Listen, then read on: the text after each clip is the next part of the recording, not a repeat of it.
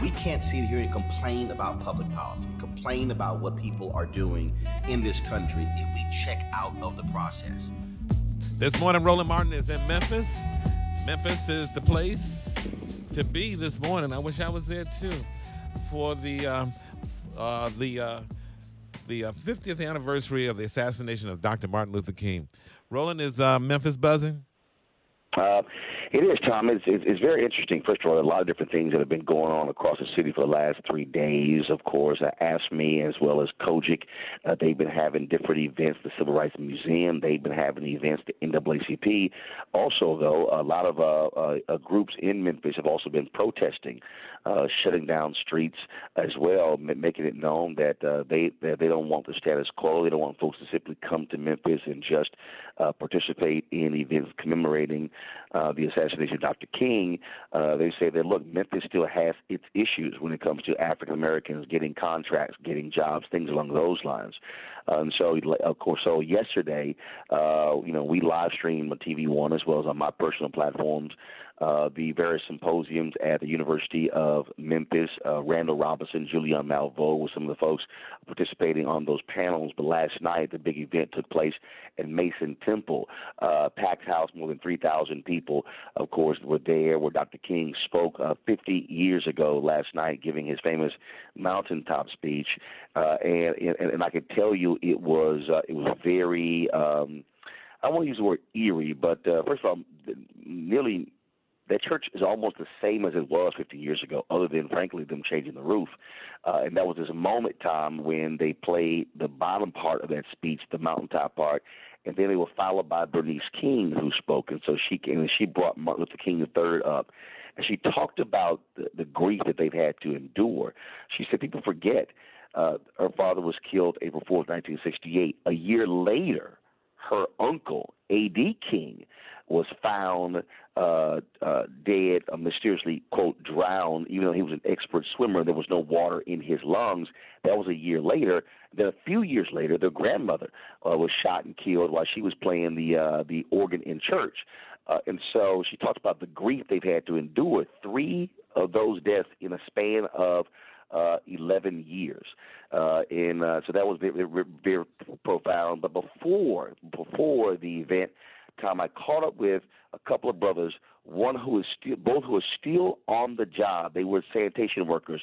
It was 1,100 black men who went on strike on February 11th after 2 brothers were killed, Echo Jones as well as Robert Weaver, on February 1st. And so I talked to Elmore, Nickleberry, and Cleo Smith, both who are still on the job, black sanitation workers in Memphis. Here's what they had to say. First and foremost, gentlemen, this day, what does it mean to you? Because it was here at Mason Temple, the last time the public heard Dr. King's voice, and he came to this city for you, for 1,100 black men who went on strike.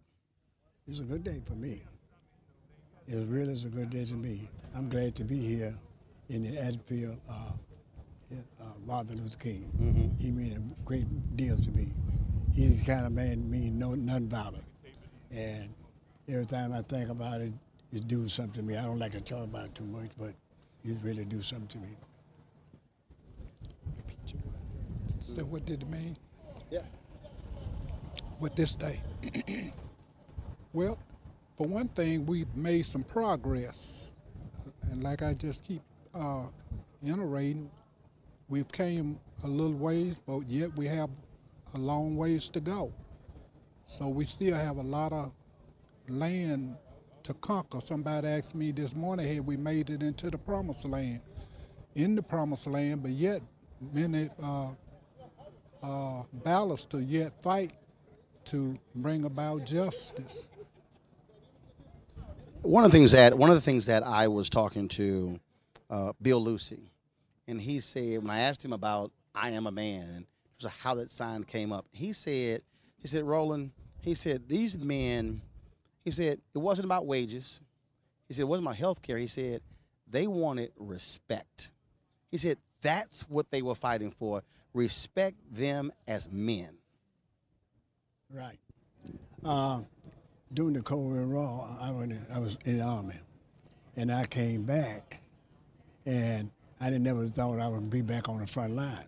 So I came back and looked to get a job, and to the United States, I couldn't get a job.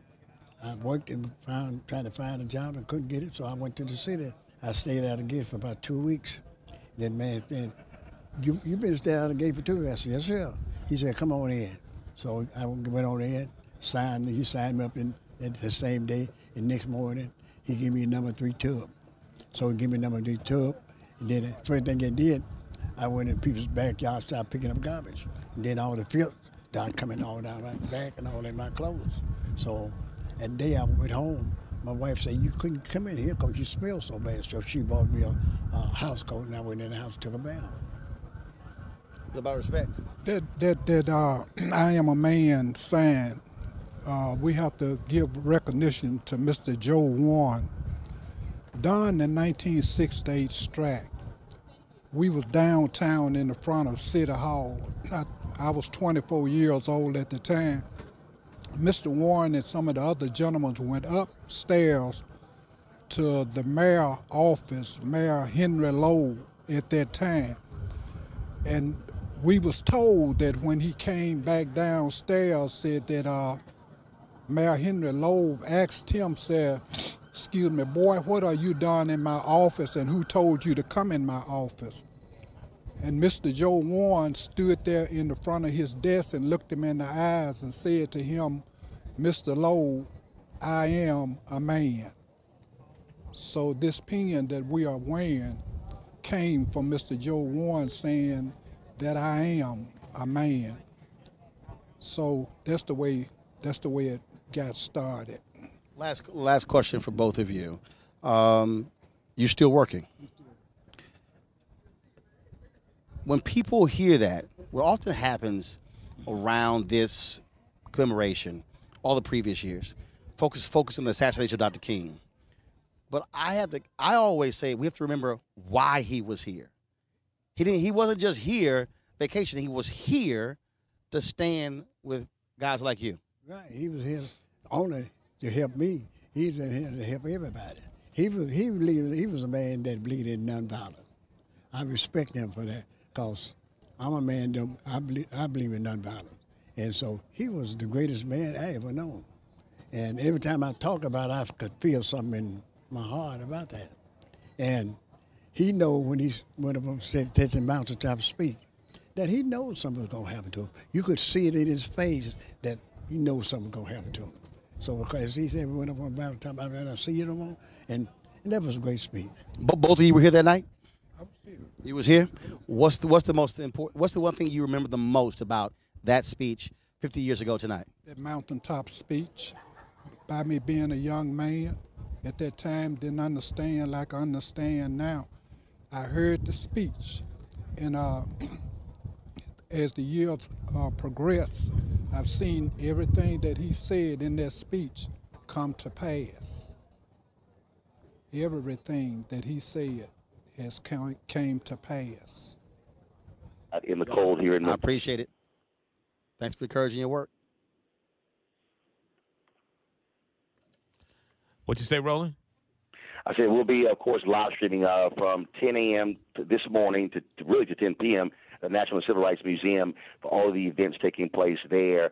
And also the King children, they will actually be in Atlanta laying a wreath at the tomb. There are lots of events taking place at the King Center today. And so and then at 6:01 p.m., the bell will toll 39 times all around the world, signifying the 39 years of Dr. King's life. So although folks, some people have talked about, in some instances celebrating, remember, we're focused today on at 6:01 p.m. Central Time, Memphis time, when that bullet rang out and struck him down immediately, and where we lost Dr. King at the age of 39 years old. Hey, Roland, how old were those sanitation workers? 86. And you say they're still working? Yeah, still working. They're still on the sanitation trucks. There still are original sanitation workers, black men, are still working for the city of Memphis and still trying to get. And the city recently voted to give them each $50,000 or $70,000. I forgot the number. And Nickleberry said that's still not enough. No, it's not. No. Yes.